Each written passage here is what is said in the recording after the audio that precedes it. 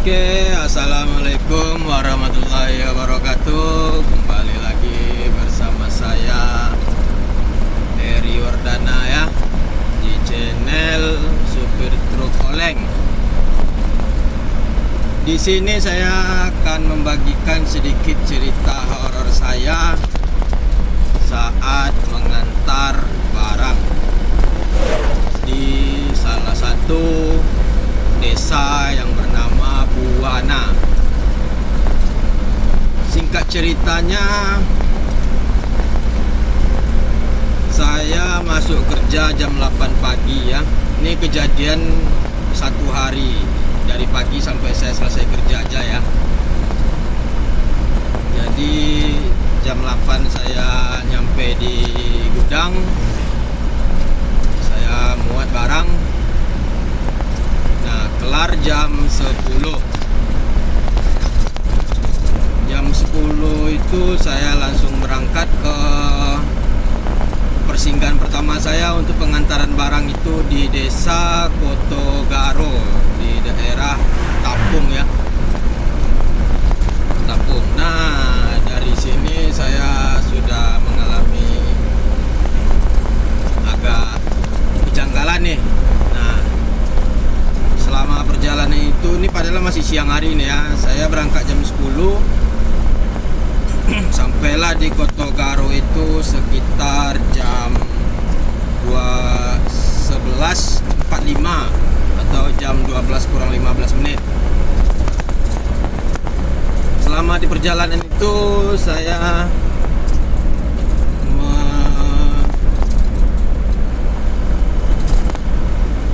berilusi atau gimana ya, saya berpikir saya seperti ada yang duduk di samping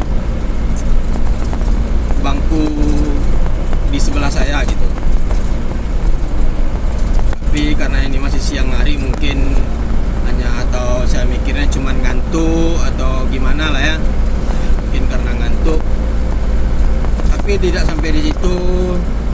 Dan selama perjalanan saya menjelang ke daerah pertama ini, mobil saya itu terasa kayak ngadat gitu, kayak ada ngadat-ngadatnya lah, tenaganya gitu.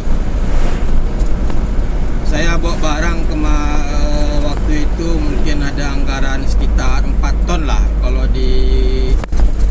untuk mobil Kodisel 4 ton itu yang roda 6 mungkin nggak terlalu berat lah ya, masih standaran dia, masih cukup minim lah, muatan minim gitu, jadi nggak terlalu berat.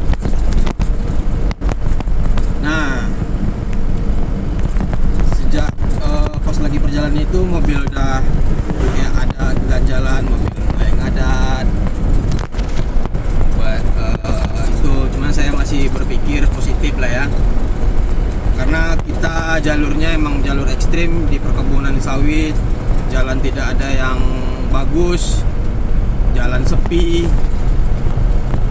ya. Mungkin truk-truk muatan buah sawit mungkin ya, buah sawit atau apalah gitu, tronton atau muat batu bara yang mau ke arah kota lain, mungkin di sini juga lewatnya gitu ya.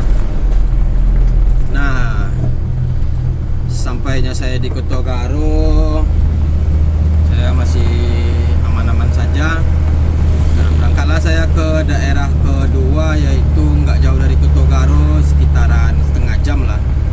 Ada nama desanya Desa Bangunjaya ya, Bangunjaya ya. Ini kebetulan saya lagi ngantar ke daerah Buana lagi nih. Nah, di Bangunjaya itu tidak ada ngerasa apa-apa, aman semuanya. Nah, sesampainya saya di Desa Buana, sebelum masuk Desa Buana, istirahatlah saya di salah satu pondok nih. Nah, ini pondoknya saya bilang dulu waktu saya masih bawa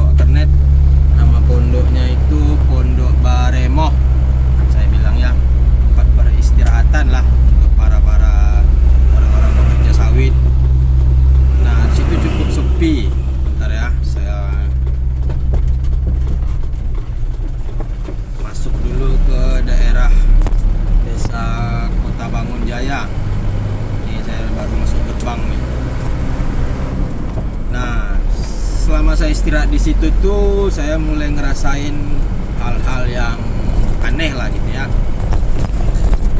Tempatnya sepi, istilahnya jalannya cuma hanya cukup untuk 2 mobil truk lah gitu.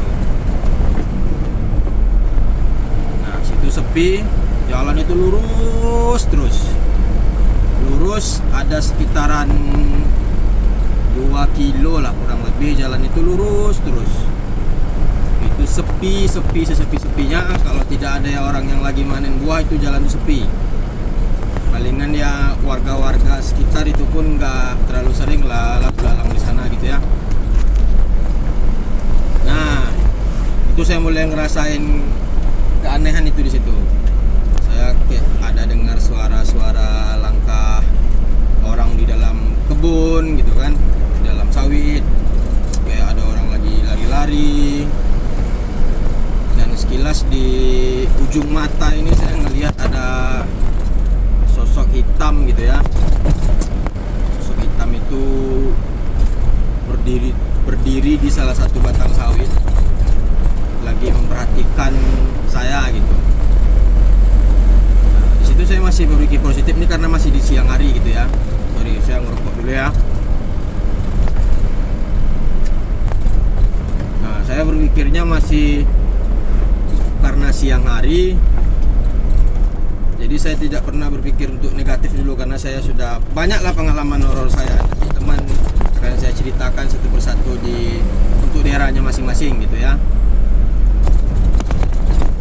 Nah, sesampainya saya sudah selesai istirahat, saya makan nih, saya istirahat, baring-baring sejenak, saya lanjutlah berjalan ke daerah, ke desa Buana untuk pengantaran barang saya yang terakhir. Nah di Buana itu nggak ada apa-apa sih, masih normal, santai, ada masalah gitu ya kan. Nah singkat ceritanya hari udah jam 4:30 saya baru kelar, atau ya 4:30 saya baru kelar selesai ngantarin barang di sana. Pulanglah saya lagi ke arah ke Pekanbaru Riau. Nah sampai selama di perjalanan tuh saya nggak ada ngerasa keganjalan, tapi sesampainya udah lewat Kota Garo, terus lewatnya Kota Batak, nama-nama daerahnya, terus sampailah saya di jalan di daerah Bencah Kelubi ya. Bencah Kelubi ini jalan-jalan setapak, cuman mungkin untuk pas-pasan 2 mobil. Kalau ada mobil Fuso yang truk yang besar, itu mungkin kita makan jalan kalau kita mau motong gitu ya, makan jalan. Nah itu hari sudah mulai pukul hampir menunjukkan jam 6:30 lah ya, jam 6:30 atau hampir mendekati jam 7 lah kalau bisa dibilang. Nah di situ selama perjalanan itu inilah yang paling agak horornya yang saya lihat ya. Jadi selama perjalanan yang saya untuk menjelang ke Pekanbaru ini, saya melihat dari jarak 100 atau 200 meter saya udah ngeliat tuh ada bayangan putih ya. Saya mikirnya ini hanya karung, karena di situ banyak dulu orang gantung-gantung karung putih untuk biar nggak buru-buru lah gitu, biar nggak ada ngadu-ngadu kecepatan di jalan sepi kayak gitu ya. Jadi saya ngelihat dari jarak 200 itu udah ada perempuan duduk di batang sawit atau dahan sawit ya, di dahannya sawit itu duduk nyender.